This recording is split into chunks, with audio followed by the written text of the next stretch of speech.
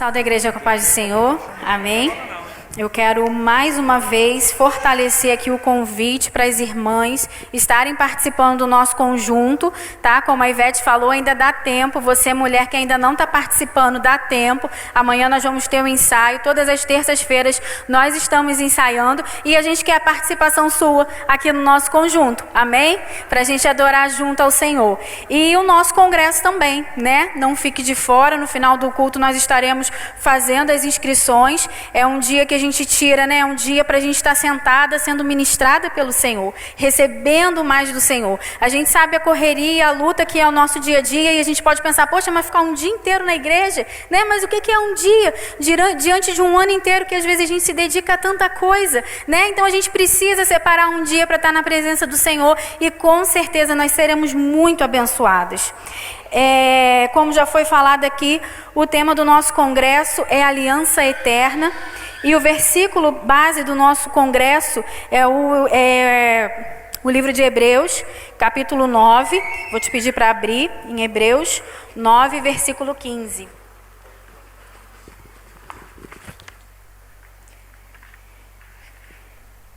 Que diz assim: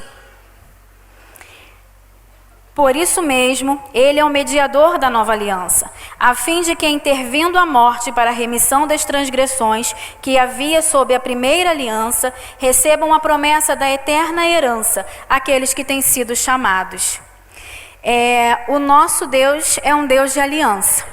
E quando a gente fala de aliança, a gente fala de pacto, né? A gente fala de compromisso, a gente fala de responsabilidade.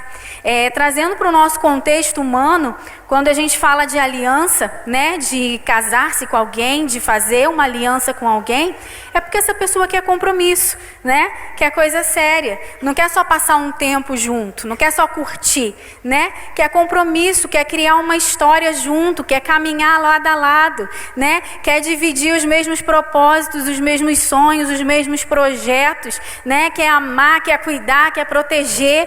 Isso que envolve aliança. A aliança fala disso. E a nossa aliança com Deus também fala disso, né? Deus não quer que a gente apenas passe um tempo com Ele, né? Deus quer relacionamento. Deus quer que a gente se dedique a Ele, né? Deus quer construir uma história junto com a gente. Deus quer caminhar com a gente ao longo da nossa vida, ao longo da nossa existência, ao longo da nossa história. E é isso que o Senhor quer fazer com a gente. E é isso que Jesus veio fazer na cruz do Calvário. Estabelecer uma nova aliança. E esse versículo que a gente leu fala que ele é o mediador da nova aliança.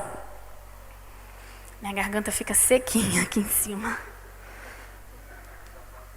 Ele é o mediador da nova aliança e fala da primeira aliança. Então não existe só a nova aliança, havia também a primeira aliança. E eu quero discorrer um pouquinho com vocês sobre isso, né? Sobre desde a antiga aliança, desde a primeira aliança, até essa nova aliança que Jesus veio firmar, veio estabelecer, veio consumar definitivamente, né? E a gente sabe que quando Adão pecou, quebrou-se o relacionamento com Deus. O projeto de Deus para a humanidade sempre foi se relacionar com o homem. Por isso que Deus sempre ia na viração do dia conversar com Adão e Eva, passar um tempo com Adão e Eva, né? Então o propósito de Deus para a humanidade sempre foi esse, de ter contato, de ter convívio, né? De ter relacionamento. Mas com o pecado de Adão, né? Com a entrada do pecado no mundo, houve a separação, houve o rompimento desse relacionamento. Criou-se um abismo entre Deus e o homem, né? Um abismo intransponível entre Deus e o homem. E com o pecado de Adão, veio a morte e a condenação eterna. Veio a morte para a humanidade. E a Bíblia fala que o salário do pecado é a morte. Salário, quando fala de salário, fala de paga devida, né? De justiça, né? Se você trabalha, você quer receber o seu salário no final do mês, né? Salário é valor devido, é aquilo que precisa ser pago, é justiça. Então a justiça, né? O salário do pecado, aquilo que precisa ser pago pelo pecado, é a morte, é o derramamento de sangue. Só existia uma forma de pagar o pecado, e era a morte. E não era uma morte qualquer, era a morte de inocente, né? Era uma morte de alguém que não tivesse cometido pecado. E aí? Agora o homem está separado de Deus, Adão pecou, né? A Bíblia fala que todos os homens pecaram, que através de Adão todos os homens pecaram, né? O pecado entrou na humanidade. E aí como agora restabelecer o relacionamento? Como Deus se aproximar novamente da humanidade? Aí começa, né, a obra de redenção, a obra de salvação de Jesus na cruz do Calvário. Sim, começa desde lá do começo, né? A Bíblia fala que Jesus é o Cordeiro imolado desde a fundação do mundo. Então já estava tudo projetado, já estava tudo arquitetado pelo Senhor. E ele começa a botar em prática esse plano de salvação, né? Aí Deus vai, encontra um homem em Ur dos Caldeus, a gente conhece, né? Chama ele e fala: Abraão, sai da sua terra, sai da sua parentela, que eu vou fazer de você uma grande nação, né? Deus faz uma aliança com Abraão, chama ele, manda ele sair do meio da sua parentela, que o Senhor faria dele uma grande nação. E essa seria a nação escolhida, a nação eleita, né? Um povo separado para o Senhor, um povo que lhe prestasse culto, que lhe obedecesse, que andasse nos seus caminhos, né? Que obedecesse os seus mandamentos. Esse foi o projeto de Deus. Mas a gente sabe que Sara era estéril, né? Eles demoraram para ter filho e depois eles ficaram, né, velhos, e a Bíblia conta que o corpo de Abraão já estava adormecido e Sara já estava na menopausa. E aí, de forma milagrosa, eles concebem e dão à luz a Isaac. E depois que Isaac nasce, já era rapaz, o que o Senhor fala? Pede o filho como sacrifício, né? Depois que finalmente eles conseguiram gerar, Isaac já era um rapaz. Aí Deus falou: Abraão, sobe lá em cima. Abraão, sobe lá naquele monte e sacrifica seu filho para mim. E aí Abraão não questiona, não reclama, não resmunga, né? Ele obedece, ele simplesmente obedece. Foi até o versículo que o pastor leu aqui, né, no início, Tiago falando sobre isso, né? Que isso lhe foi imputado por justiça, porque ele foi obediente e ele foi para entregar o seu próprio filho. E aí Isaac subindo lá o monte, ele fala: ô pai, eu estou vendo aqui a lenha, eu estou vendo aqui o cutelo, mas e o cordeiro? Onde que o cordeiro está? E Abraão fala assim: meu filho, o Senhor vai prover para si o cordeiro. Não é o que Abraão fala? E na minha cabeça, eu sempre entendi, quando eu lia isso e quando eu ouvia, eu sempre entendi que era meio que uma desculpa de pai para não deixar o filho muito nervoso, né? Não, meu filho, fica calmo, Deus vai prover o cordeiro. E eu pensava que Abraão estava falando daquele bichinho que depois de fato Deus proveu, né? Que a Bíblia conta que depois estava ali no meio dos arbustos, né? E quando o Abraão foi para matar Isaac, Deus falou: para, tem um cordeirinho ali no meio dos arbustos ali preso para você imolar. E eu sempre pensei que Abraão estava se referindo a esse cordeiro, mas aí depois eu entendi que não era esse cordeiro que Abraão estava se referindo. A Bíblia fala, Jesus fala lá em João 8,56 para os judeus, ele fala assim: o seu pai Abraão viu o meu dia e se alegrou nele.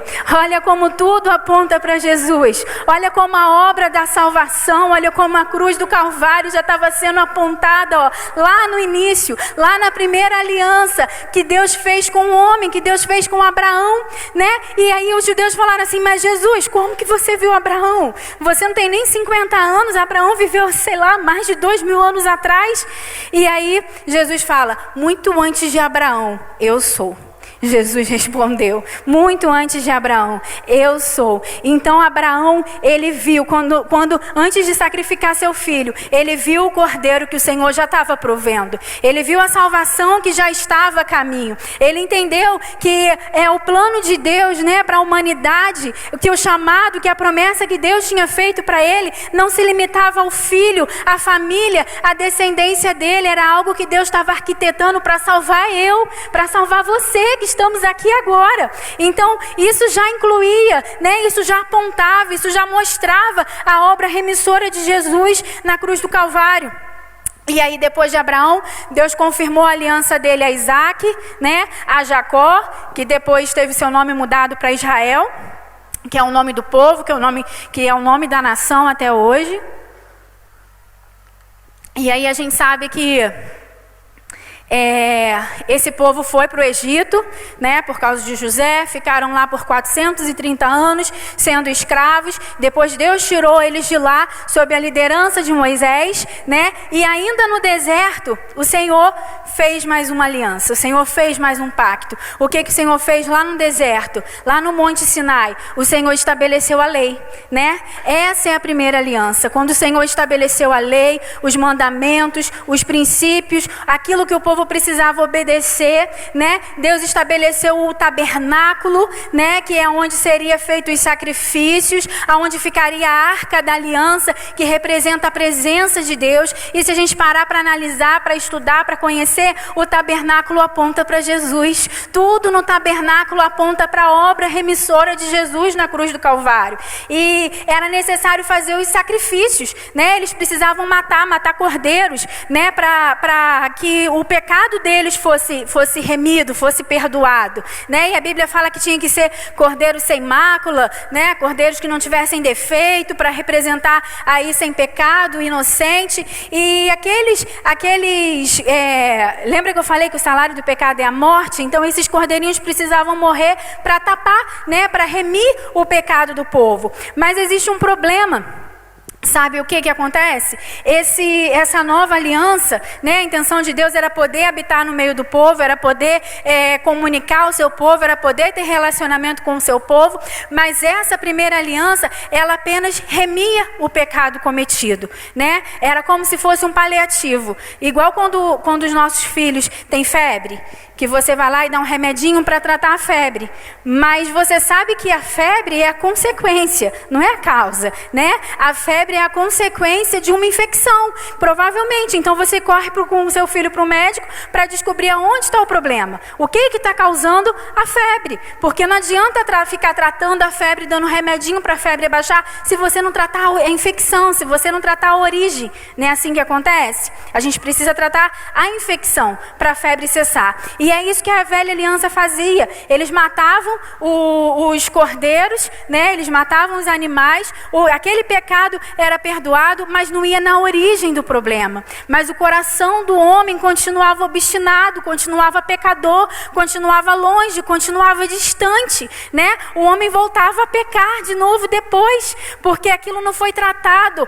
O cerne, né? O centro, o problema, a ferida não tinha sido resolvida. Era apenas um paliativo, né? Era apenas algo que tratava, que remediava ali aquela questão. E aí tudo isso, né? Os cordeiros, os animais, tudo isso apontava para Jesus, apontava para essa nova aliança, apontava para o sacrifício de Jesus, para o sacrifício perfeito. E o povo ia fazendo aquilo como rituais, né? Como liturgias, né? Mas de vez em quando Deus tinha que mandar um profeta, um juiz, alguém que trouxesse de novo o povo, né?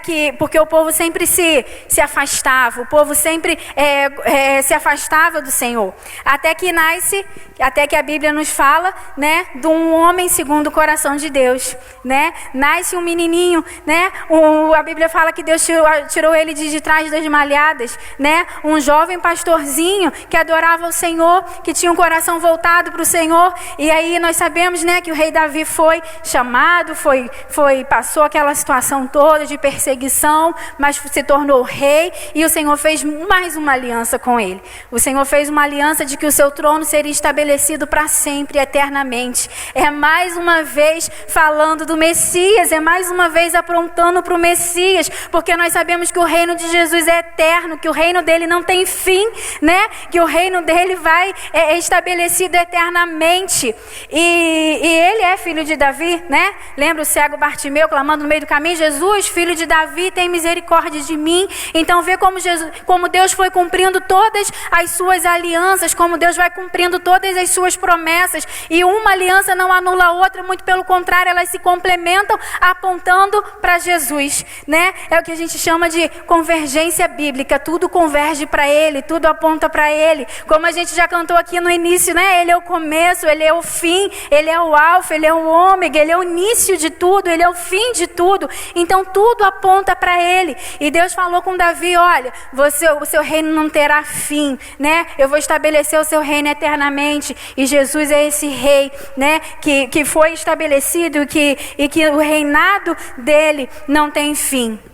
E a gente vê todo o Antigo Testamento profetizando, anunciando a vinda do Cristo, a vinda daquele que nos salvaria, a vinda daquele que acertaria todo esse dano, todo esse prejuízo que o pecado causou na humanidade, né? Todo esse afastamento, não com paliativos como os cordeirinhos, né? Como os sacrifícios que eram feitos, mas um sacrifício perfeito, um sacrifício que de fato, né? Pudesse restabelecer de vez o nosso relacionamento com Deus. E aí a Bíblia conta que na plenitude dos tempos, né, num ventre virgem, né, não através da semente humana contaminada pelo pecado, né, porque nós, nenhum humano poderia fazer o que Jesus fez, porque nós já nascemos, né, contaminados pelo pecado. Então não através de uma semente humana contaminada, mas através da semente do Espírito Santo, né, pura, imaculada, santa, Jesus vem ao mundo, né? Jesus vem de forma santa, nasce de forma santa, de forma pura, sem pecado, vive de forma santa, pura e sem pecado. A Bíblia fala que em tudo ele foi tentado, mas em nada ele pecou, né? Então ele viveu aqui como a gente vive, ele foi tentado em tudo, mas não houve nele pecado. E aí sim, Jesus se entregou. Jesus não foi morto, assassinado, ele se entregou por mim e por você. Esse já era o plano inicial, esse já era o que apontava, né? O que a Bíblia apontava desde o início, desde o princípio. E aí estabeleceu-se a nova aliança. Essa é a nova aliança que eu e que você celebramos, né? Não é mais necessário agora sacrifícios de animais, né? Porque o cordeiro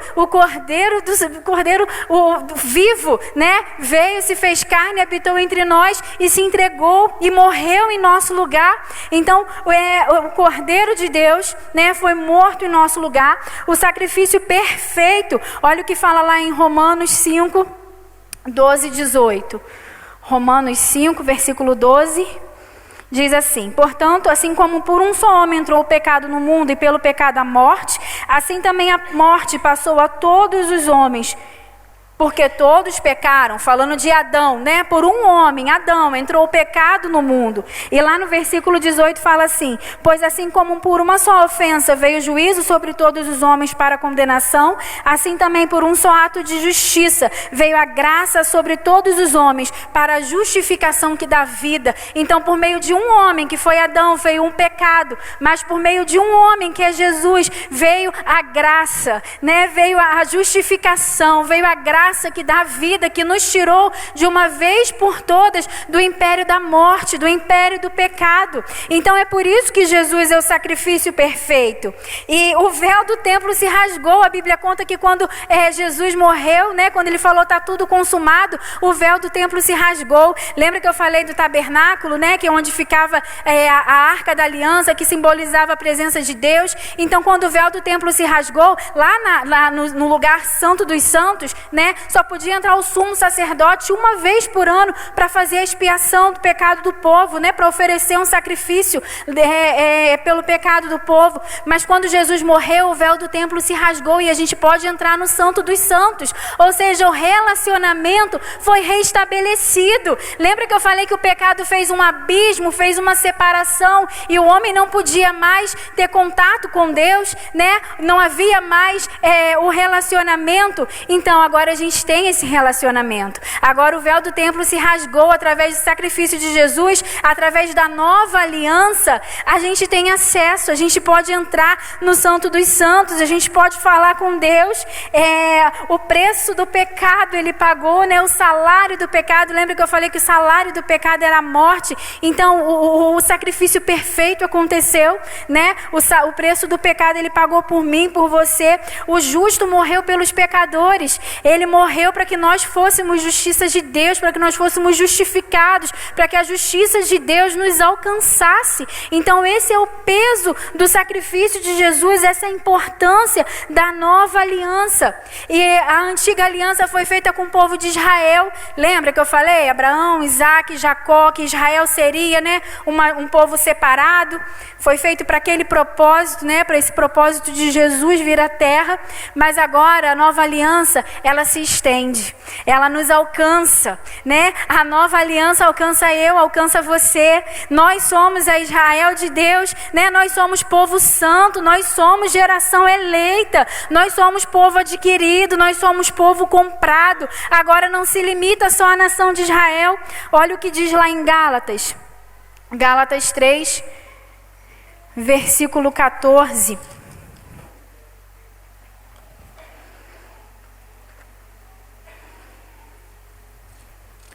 Gálatas 3, versículo 14, diz assim: para que a bênção de Abraão chegasse aos gentios, gentios somos nós, né? Quem não era judeu era considerado gentio, chegasse aos gentios em Jesus Cristo, a fim de que recebêssemos pela fé o Espírito prometido.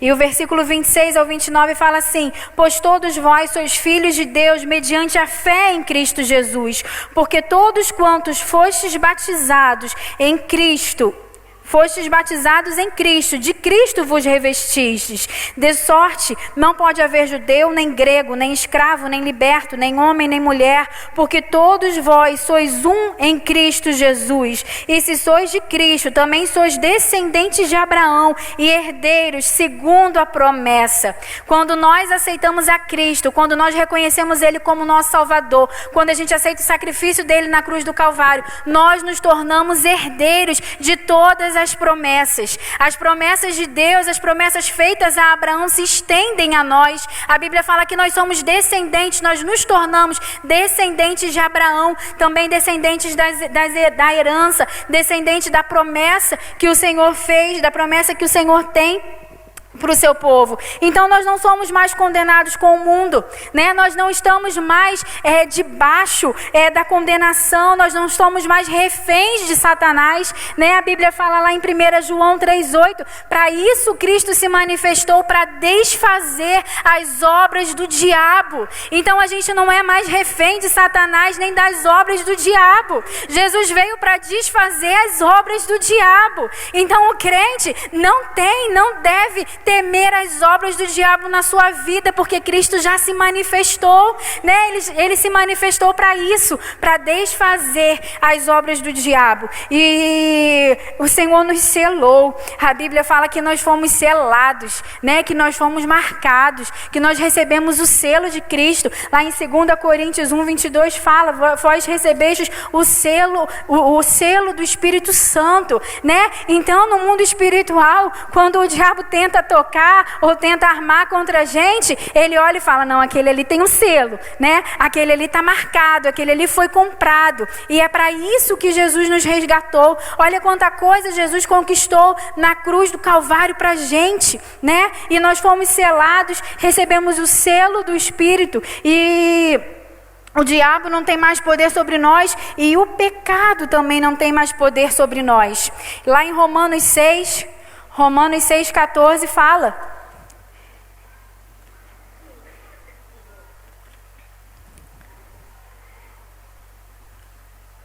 Romanos 6,14 fala assim, ó: porque o pecado não terá domínio sobre vós, pois não estás debaixo da lei, e sim debaixo da graça. E Romanos 8,2 fala assim: porque a lei do Espírito da vida em Cristo Jesus te livrou da lei do pecado e da morte.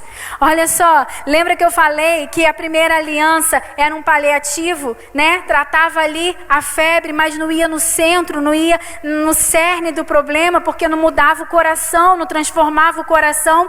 Então, a nova aliança nos tira do poder do pecado. Então a graça não apenas apaga os pecados cometidos, que a primeira aliança só apagava os pecados cometidos. A graça não só apaga os pecados cometidos, mas nos dá autoridade para a gente viver uma vida de santidade, para a gente se manter íntegros e irrepreensíveis diante do Senhor. E tem tudo a ver com o que a Camila testemunhou aqui no início, né?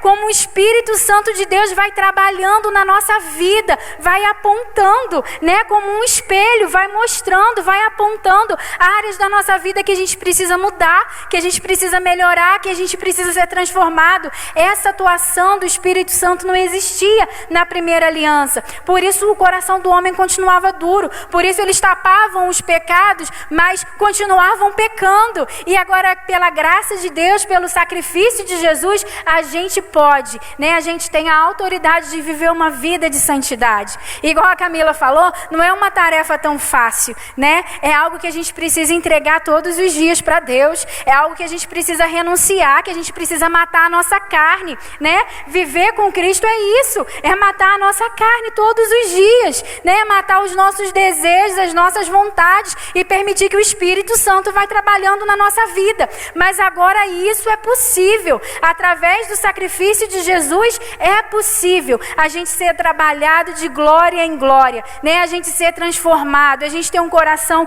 transformado, modificado pela atuação do Espírito Santo na nossa vida. E isso já havia sido previsto na antiga aliança. Lembra que eu falei que a antiga aliança não gerava essa transformação, né? Só tapava os pecados cometidos? Mas olha o que Ezequiel 36, do 26 ao 27 fala: dar-vos-ei coração novo, e porei dentro de vós espírito novo. Tirarei de vós o coração de pedra, e vos darei um coração de carne. Porei dentro de vós o meu espírito, e farei que andeis nos meus estatutos, guardeis os meus juízos e os observeis. Isso aqui está falando da nova aliança. É a antiga aliança apontando para a nova aliança. A primeira aliança, né, quando Deus entregou para Moisés os 10 mandamentos, foi em tábuas de pedra, né? Com a lei escrita. Mas agora Deus falou que a palavra dele estaria no nosso coração, que eles removeriam o coração de pedra e trariam um coração de carne e nos daria um novo espírito. E esse novo espírito é o Espírito Santo, que age em nós, que vai nos convencendo dia após dia do nosso pecado, que vai falando: olha, filho, isso aí você precisa melhorar. Se você continuar assim, ó, a gente vai ter que conversar. Melhor aqui, melhor ali, vai ser melhor para você. Eu quero você assim, eu quero você dessa forma. E Deus vai trabalhando, e Deus vai mostrando, e Deus vai transformando o nosso ser, né? Vai moldando o nosso caráter, vai tirando as nossas imperfeições. Isso só é possível na nova aliança. Isso só é possível por causa da graça. A graça não é desculpa para pecar e ficar pedindo perdão. A graça é poder transformador, é capacitação, é capacitação para a gente conseguir vencer o pecado na nossa vida. É capacitação para a gente ter uma vida de santidade, porque só se a gente tiver uma vida de santidade a gente vai entrar no Santo dos Santos, porque o véu só foi rasgado para aqueles que têm uma vida santa diante do Senhor, que podem entrar com autoridade no trono da graça. Não é isso que a Bíblia fala? A Bíblia fala em Hebreus 4,16 para a gente entrar com confiança no trono da graça, a fim de encontrar o poder que nos socorre no momento da necessidade. Olha que coisa incrível! Então a gente não está sozinho, então a gente tem uma aliança, então a gente tem a quem recorrer, então a gente pode entrar no trono da graça com confiança, né? E procurar aquele que nos socorre na nossa necessidade, que nos socorre em tempos de necessidade. Essa é a aliança de Cristo, essa é a nova aliança. É isso que Ele veio firmar e estabelecer com a gente. Como é bom saber que a gente não está sozinho, né? Na nossa vida humana é tão bom a gente saber que não está sozinho, né? É tão bom a gente ter um cônjuge que a gente pode contar, né? Ter um marido que a gente pode contar. Tem os desafios, tem as dificuldades e a gente vai vencendo, né, Camila? E a gente vai caminhando, né? Mas é tão bom você saber que você tem uma pessoa do seu lado. Quantas e quantas vezes na minha vida eu olhei para o meu lado e falei, graças a Deus que eu tenho o Guga, graças a Deus que eu tenho com quem contar, que eu tenho quem me apoiar, né? A gente precisa desse apoio, desse suporte, e Deus é isso pra gente, e a aliança que Deus tem pra gente é isso, né? Quantas vezes, né? Quantas coisas, né, que eu vivo, né, que acontecem na minha vida, eu sei que é resultado por eu ter o Guga do meu lado, me incentivando, me motivando, acreditando em mim, né? Às vezes acreditando em coisas que, vendo em mim capacidades que às vezes nem eu vejo, né? Me liberando, me abençoando. E é isso que é aliança, né? É quando o propósito de um se torna o propósito do outro também, né? Quando existe uma aliança, casamento não é só união de dois corpos, é união de propósito, é união de missão, é união de visão. E é tão bom quando a gente caminha. A Bíblia fala que é melhor serem dois do que ser um. E é tão bom quando a gente consegue caminhar debaixo da mesma visão, debaixo do mesmo propósito, debaixo da mesma missão. Quando a gente entende isso, né? A vitória dele é a minha vitória, né? Eu não estou sozinha. É quando a gente estabelece objetivos e fala, vamos trabalhar, vamos conquistar, vamos correr atrás. Não é assim que funciona, né? Uma aliança entre marido e mulher. E na nossa vida com Deus também é assim.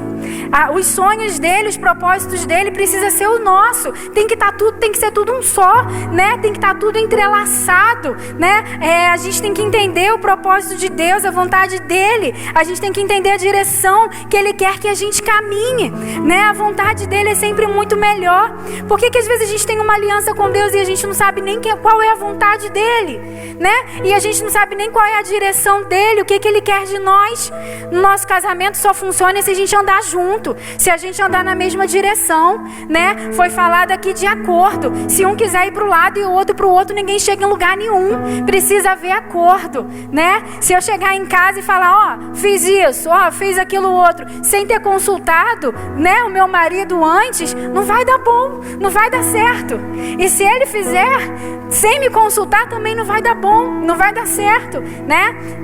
Há quem diga que as mulheres que mandam, né? Mas não é as mulheres que mandam, né, meninas? Não é a gente que manda. A Beth nem manda no Misael. Não é assim que funciona. Precisa haver acordo, né? Precisa haver acordo. A gente precisa caminhar junto. E por que, né, que no casamento, na nossa vida, só funciona se tiver acordo, só funciona se caminhar junto. E na nossa vida com Deus, na nossa aliança com Deus, a gente não busca entender a vontade dele. A gente vai, a gente compra, a gente vende, a gente muda, a gente acontece e a gente nem pergunta a opinião de Deus, né? Se você for comprar alguma coisa, você vai perguntar ao seu marido, né? Ninguém vai comprar um carro zero e comunicar ao marido depois, vai? Dividir em 100 suaves prestações. Já pensou? A gente não faz isso. A gente consulta, a gente pergunta, né? E por que para Deus às vezes a gente não pergunta, né? Se a gente tem uma aliança com Ele, por que a gente não pergunta?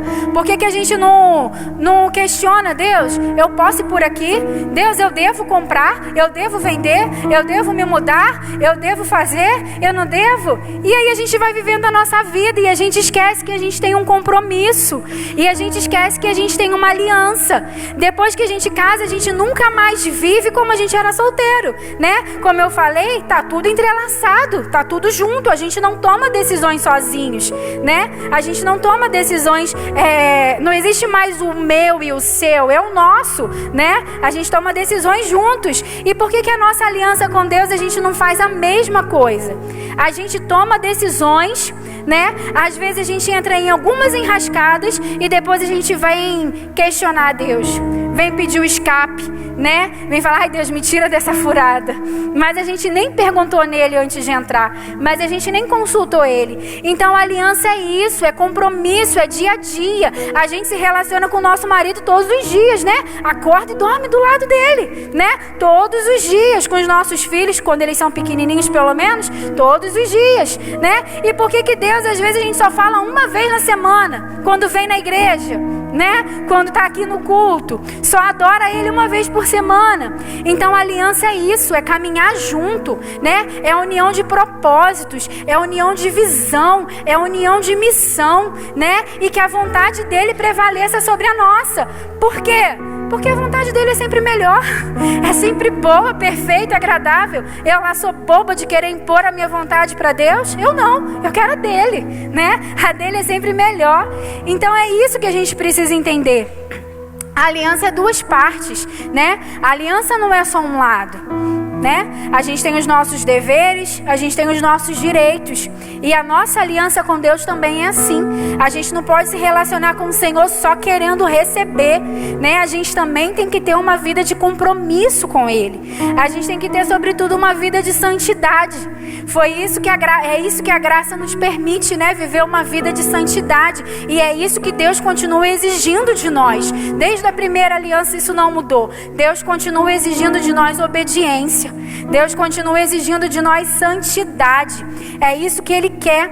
Lá em Tiago, o livro que a gente está lendo esse mês, fala que é impossível você ser amigo do mundo e amigo de Deus, né? Ou você é amigo de Deus ou é inimigo do mundo. Não tem como se relacionar com os dois, né? Não tem como ter uma aliança com Deus e ficar flertando com o mundo. Não tem como. Não pode haver, né? A gente vê no Antigo Testamento,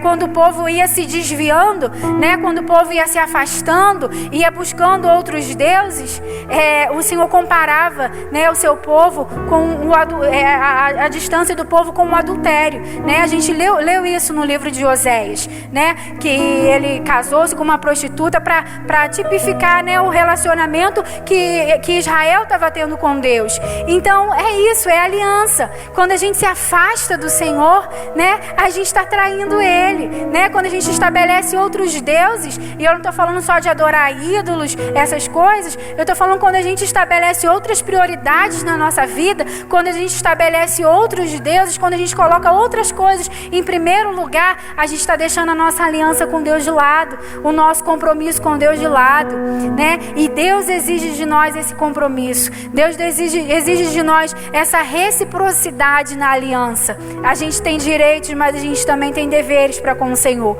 A gente precisa manter esse compromisso com Ele. Esse compromisso com Deus tem que ser superior a qualquer outra aliança, a qualquer outro compromisso. Amém? Eu já estou caminhando para o final aqui, o nosso último tópico. Irmãos, eu estou trazendo de forma muito resumida, né? O nosso tema é muito amplo. A gente vai estar falando sobre isso no congresso o dia inteiro. Então você, mulher, precisa vir, precisa participar. Deus tem muitas coisas para ministrar no nosso coração em cima desse tema. E você não pode ficar de fora. A aliança, né, que Jesus fez na cruz do Calvário comigo e com você é uma aliança eterna.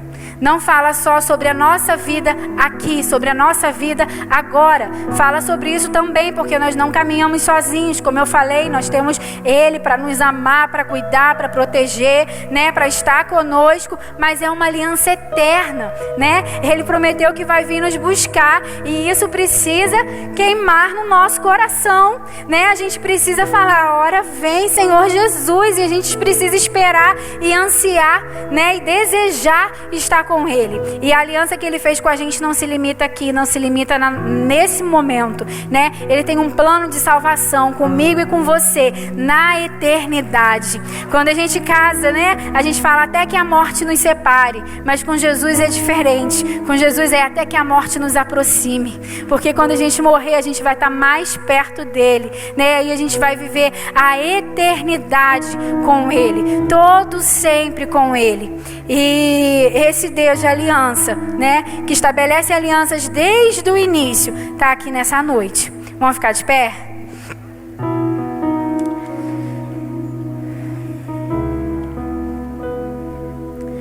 Está aqui nessa noite, né, e disponível para fazer para fortalecer ou para fazer uma aliança com você, né? Enquanto Jesus não volta, essa aliança está disponível, né? Todos os quantos quiserem, todos os quantos receberem, né? Vai desfrutar de todos os benefícios dessa aliança, de todos os direitos, de tudo que essa aliança nos traz. Mas quando ele vier e quando ele voltar para nos buscar, aí só aqueles que tiverem feito a aliança vão subir e vão poder viver a eternidade com ele.